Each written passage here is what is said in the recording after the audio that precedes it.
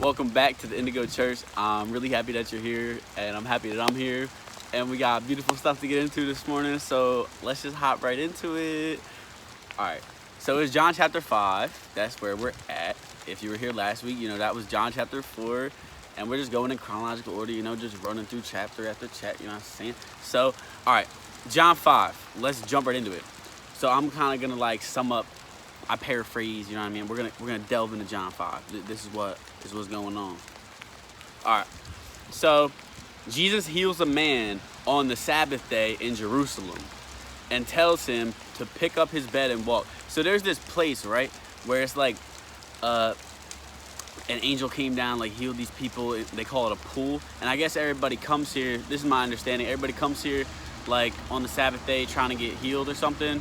Or they just come there any day to get healed. I don't know 100%, but basically I think they set up a little bed and they lay there and they just pray and they hope they get healed in this pool where an angel had healed people before. That's kind of the way it's being described. So just a little context.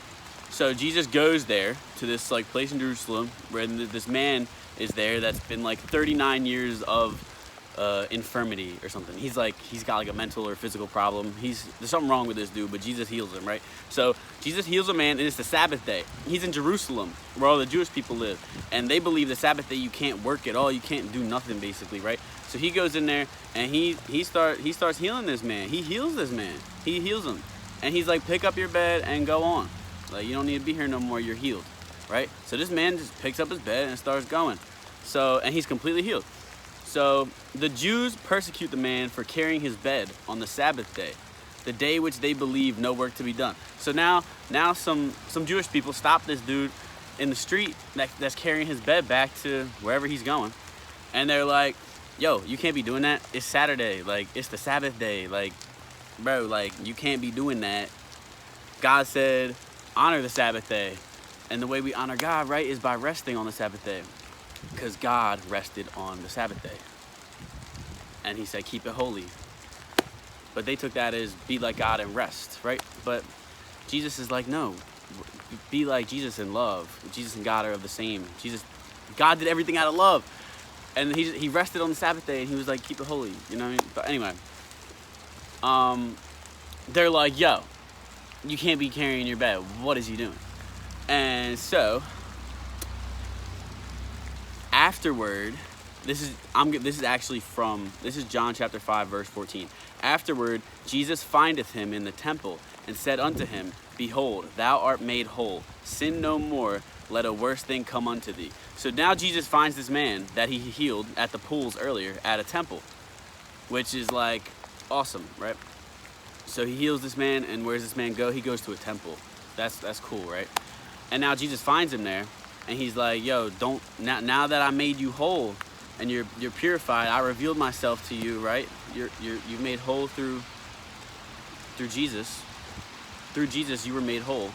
So all I'm asking of you is don't sin no more, is what he's saying. And he's saying, otherwise, bad things can happen to you. Worse things can happen to you than what I saved you from in the first place, is what he's saying to this man. And the man left the temple and told people of Jerusalem that Jesus had healed him. That's what you do when you're saved, right? You go out and you tell people in your community, because the greatest thing ever just happened to you. You were healed by Jesus, saved, transformed by Jesus. Now you're telling people about it. But how did the Jews react? It's the Sabbath day. They're like, he healed you on the Sabbath day? There's no work to be done on this day. Now they're looking at Jesus like some type of false prophet, like God said rest on the Sabbath day, right? But that's just the way they interpret it. God said keep the Sabbath day holy, right? That doesn't necessarily mean you gotta rest, because above all, it's love, and that's what God does. He's got life flowing through him, and he creates out of love. He has always been trying to save us out of love. He gave us a free world with free will out of love. Everything out of love, right? So I'm moving a mile a minute. All right, so the man left the temple and he told people in Jerusalem that Jesus healed him. So the Jews sought to kill Jesus because he had done work on the Sabbath. So these are some real radical Jerusalem people. They're taking so it's so crazy because the commandments, yeah, thou shalt keep the Sabbath day holy. Remember the Sabbath day and keep it holy. That's a commandment. But thou shalt not kill is also a commandment. So you're like, well, he didn't keep the Sabbath day holy, kill him. You're trying to follow this one commandment so hard that you're trespassing down here. Thou shalt not kill. You just wanna like what? So you gotta follow all the commandments. You can't pick and choose which ones you follow. So these people are misled, and now they're like, we're gonna kill Jesus because he did stuff on the Sabbath day. Like, that's kind of extreme. These are very radical people in Jerusalem. I'm sure it wasn't all the Jews, right? Like, there's a group of radical people from Jerusalem that are like, let's kill Jesus now, right? And all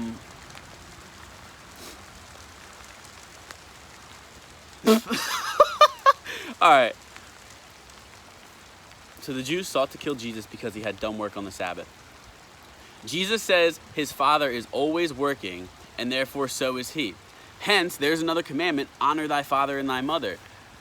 Like, Jesus is saying, like, my Father, yeah, he created the world in 6 days and rested on the seventh, but he's still working every day now. And through me, he's working in our hearts every single day. Like, if you accepted Jesus, then you know that Jesus doesn't take a break on Saturday.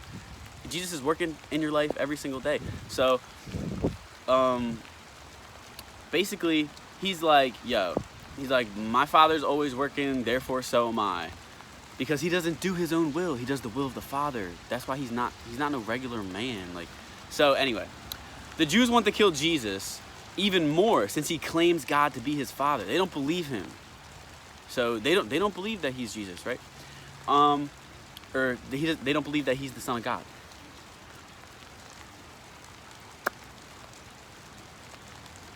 Or that the Father sent him, or however you want to word it.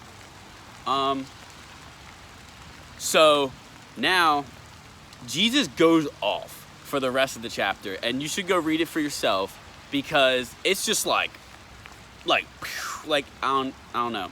It probably like 20 verses at least where this bull is just like firing, like boom, boom, boom, just going off. So, and like I almost paraphrased every single line, but I skipped a couple because, like, I don't know, I didn't know what to say, I guess. But for the most part, I'm gonna sum up. But go read it for yourself though, because Jesus goes off and it's dope. But and obviously, Jesus is speaking, but it might not be word for word, right? Because this is chapter John. John's writing all this, right? So this is what John recalls Jesus saying in the words of John, right? But the red words, they were spoke by Jesus, right? Because they're in red. So this is what Jesus said, and he goes off. So here we go. The Son can do nothing except from the Father. Facts. Like, and that's true, like, and a lot of this stuff that Jesus is saying is true for people that have been found by Jesus too. Because, like, you realize that you yourself can do nothing without Jesus or God. Like, facts. The Father will show the Son many great things that people might marvel. As the Father raises up the dead, so will the Son. And I kind of take this like spiritually dead. Like spiritually dead people that are still living carnally. Like, I don't think of it like zombies coming up. But who knows, right? Like, I don't know. Right now, I don't know. I'm sure, like, Revelations has a lot of crazy stuff. I have not got there. But, I gotta keep wiping the phone. It's raining. So, as the Father raises up the dead, so will the Son. And, like, yeah, Jesus did that. He brought people back. All right. The Father judges no man and put all judgment onto the Son. So this is the new covenant, right? Like, it used to be God judging us, and there was no way for us to get to heaven. God sent Jesus, and now it's all on Jesus, and Jesus is the new covenant. And Jesus has the answer, which is just love one another, believe in me, believe in my Father. Like, so yeah, and Jesus died for us. He took the ultimate sacrifice, right? So God's like, I'm putting all my judgment on Jesus, and this world's in Jesus' hands now. Like, I sent Jesus down, like you gotta go to him. Cause like, I tried, like I did this, that, and the third trying to save y'all. Y'all don't want to listen to my commandments. Y'all don't want to save yourself. Like, I guess I'll have to come down in the form of my Son, like, and just save y'all. I'll show y'all how it's done. This is how to be saved in this corrupt world and how to conquer sin. I'll do it. I'll just do it. I'll come down and do it. So he came down and did it, and it's the most beautiful thing because now we're saved. As long as we'll go into it. I'll just keep reading. And I keep going on tangents, but it's okay. As the Father raises up the dead, so will the Son. The Father judges no man and put all judgment onto the Son. He that doesn't honor the Son doesn't honor the Father. So now this is John chapter 5, verse 24. This is like verbatim from the chapter. Verily, verily, I say unto you, he that heareth my word and believeth on him that sent me, and this is Jesus is saying this. I'll restart. Jesus is saying this. Verily, verily, I say unto you, and I believe he's speaking to the Jews. Verily, verily, I say unto you, he that heareth my word and believeth on him that sent me hath everlasting life, and shall not come into condemnation, but is passed from death unto life. So he's saying all you gotta do is believe in me, and this is just where I was about to go naturally. Like what he was saying is all you gotta do is believe in me, and you're saved, right? Believe that my Father sent me. I died for your sins. Like I took all the judgment for you, right?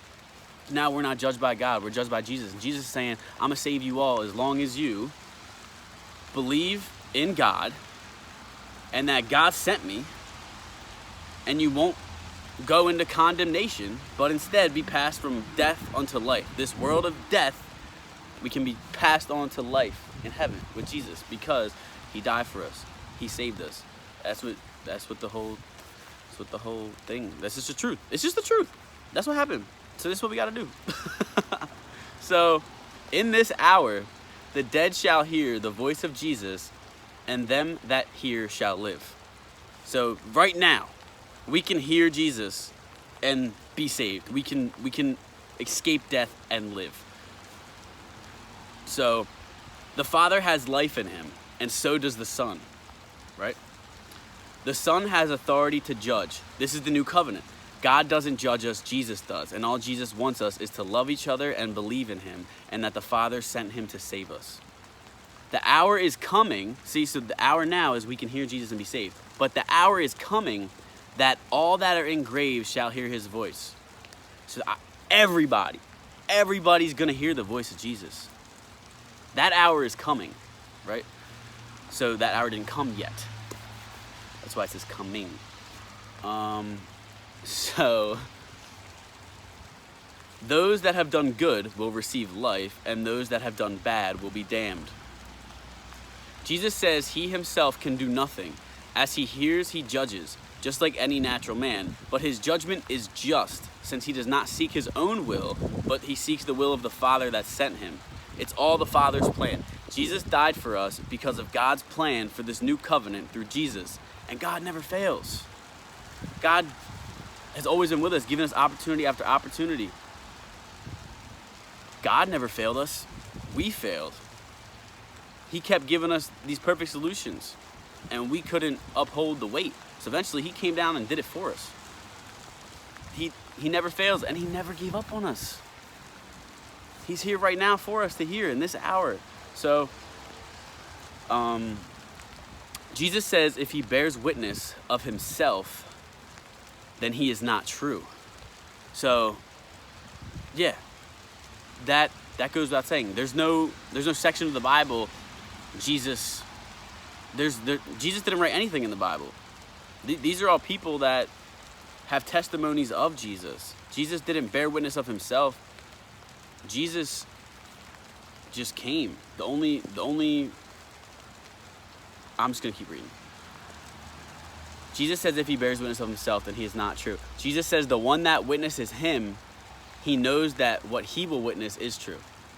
So God is God. God is the one that's really witnessing Jesus. And God's witness of Jesus will be true. Because we all have our own perceptions.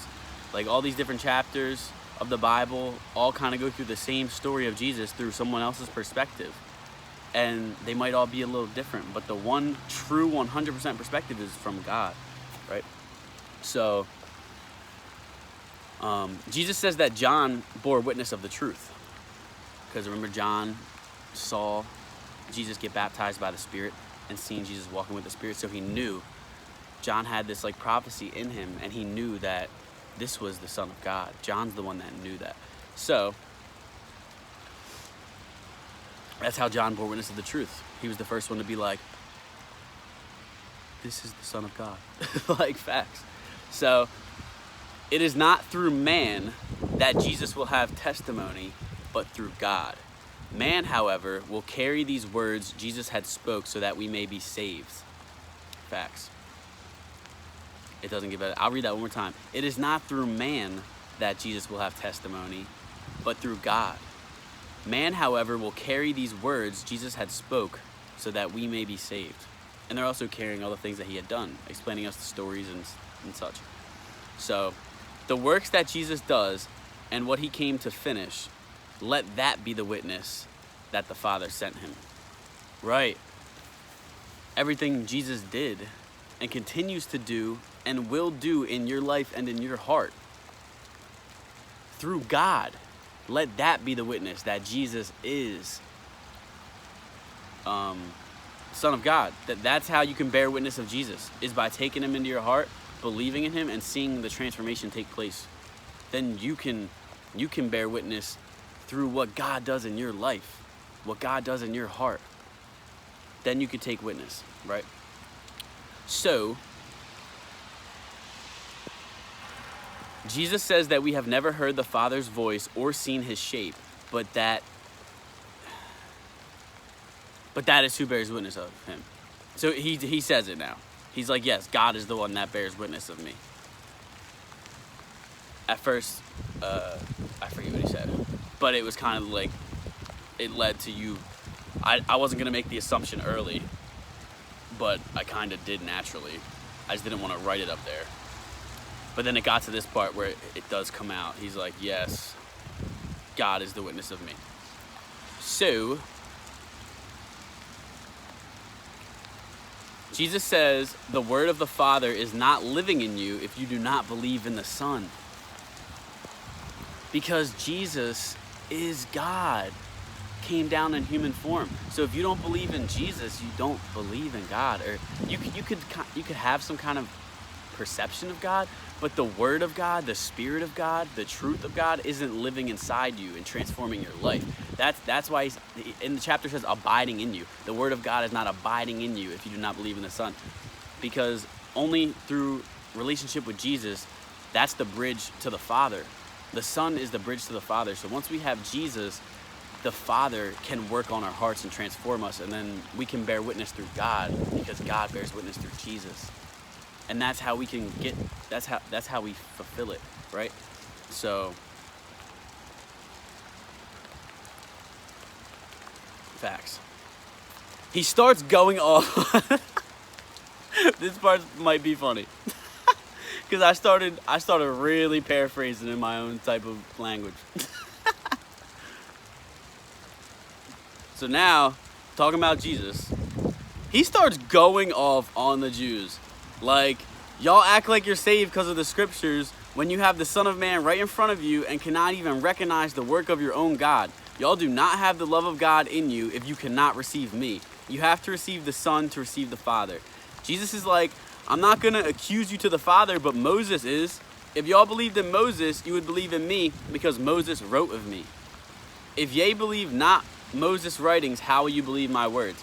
So he's saying y'all don't believe in Moses, how you gonna believe in me? Because y'all ain't even following the commandments that you treat like that's your so what he's saying is, y'all act like these commandments is your guide to heaven, basically. All you gotta do is follow these commandments and you're gonna make it to heaven. Y'all couldn't even follow those commandments. He's like, how are you supposed to believe me? He's like, you think Moses is the answer, these commandments are the answer, and you couldn't even follow them. You're standing here right in front of me saying you want to kill me. You're going against the commandments that you stand so firmly on, the fact that you're trying to kill me because I broke one of those commandments. But in you killing me, you're also breaking one of those commandments. Like, you're so misled, you don't understand. Like, he's just trying to tell him, like, this is all out of love. Like, he's going off on these people because he wants them to be saved. He wants them to be found in the truth. And he's saying how Moses is going to hold them accountable. because they're taking Moses' words so literally, but Moses is gonna be like, yo, you couldn't even follow my words. Like Moses was a covenant at one point. Before it was Jesus, it was Moses. Moses was supposed to be the covenant, and we couldn't follow his words. Like, and Moses is like I was a gift from God. God was working in my life to try to save you. But here's a gift of God right in front of you, the new covenant, and you can't even see that. The same way you couldn't see me back then, you still can't see Jesus now. He's like, you're lost, and you will be held guilty for that. But Jesus is like, yo, I'm not gonna accuse you to the Father, but Moses is. Because Jesus is just trying to save us. He's still trying to work with us out of love. Because Jesus is God. He'll never give up on us. Never gonna fail. So, I'm wet. This phone's wet. But I hope someone got something out of this. This might not have been the most happy one. But that's how this chapter was. It was just like, first of all, however it comes off, it's always happy because through the truth you're found. And this is just the truth. This is the truth coming straight to you through a screen, through my voice, through the Bible that I'm reading this morning and breaking down. Like, and you should go read the chapter for yourself. But like, through that is happiness. Right now, it's like the chapter had a lot of energy, like of disappointment, but I'm still working with you out of love. Like, I'm disappointed that you guys are trying to kill me. I'm coming to save you and you're trying to kill me? Like, for real? But I still love you, so I'm still talking to you right now. I'm not like giving up on you and like, well, y'all trying to kill me, whatever. I'm not working with you anymore. I'm still trying to help you. I'm still trying to bring you to the truth. That's what Jesus is saying here. So, like, it's a lot of fierce energy out of love. It's all out of love. Only thing that flows through Jesus is life and love. Like, same with God. Like, that's what's beautiful. There's nothing better than that. So, thank you guys for being here. I hope you're here next week too. I love you guys. I forgot to say it last week. As soon as I clicked the button, I was like, I didn't say I love you. I was like, what if someone was like, he don't love us no more? But I love y'all. I might have to go back to that video last week and put it in the comments if I already didn't, because I feel like I might have did it. That's at least what my thought was. As soon as I clicked it and didn't say I love you to you guys, I was like, oh, I'm gonna have to like go and make the top comment like, I love you guys, like, you know what I mean? But I love you guys, for real, sincere from the heart. That's why I do these videos, so you could be saved. Jesus and God can start working in your life so that you could feel abundant joy and you can get life for your own. This life is death. The life here is death. The life when God and Jesus starts working in you, that's real life. That's real joy. That's real love. So I do this out of love for you guys because I want everybody to come to the truth. The hour is now, like the chapter was saying. The hour is now that you can hear the voice of Jesus. And those that are in the grave can be awakened into life, basically, is what I'm saying. That was my own words. But yeah, you might be spiritually dead right now. You might not know Jesus. But if you made it this far, I got a feeling you're feeling something. So the hour is now. I love you guys. Read the Bible. Hit me up. Say what's up. Let's talk. All right. I love you. Peace.